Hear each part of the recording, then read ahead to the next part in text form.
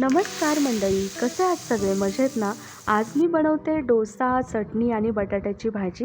माझ्या मुलाची तब्येत जरा जास्तच बिघडली होती आणि तो काहीच खात नव्हता. म्हटलं चला त्याचा फेवरेट मेनू बनवूया. त्याला डोसा खूप जास्त आवडतो. चटणी आणि बटाट्याची भाजी याचा व्हिडिओ मी अगोदरच अपलोड केला आहे. तरीही बटाट्याच्या भाजीची रेसिपी मी शॉर्टकटमध्ये सांगते. कढईमध्ये तेल गरम झाल्यानंतर जिरे मोहरी टाकून घ्यायची. छान तडतडली की त्याच्यामध्ये आपण हिरवी मिरची टाकली, कांदा ब्राऊन होईपर्यंत परतून घेतला, टोमॅटो टाकून घ्यायचे, छान एकजीव होईपर्यंत परतून घेतलं. त्यानंतर आपण कोथिंबीर टाकायची, हळद टाकून घेतली आणि त्याला एक मी वाफ आणली. त्यानंतर आपण शिजवलेला बटाटा टाकला, थोडासा स्मॅश करून घेतला, चवीनुसार मीठ टाकलं आणि 1-2 वेळा वाफेवरती हा बटाटा शिजवून घ्यायचा आहे. पहा गरमागरम आता इकडे एकीकडे मी डोसासुद्धा बनवते.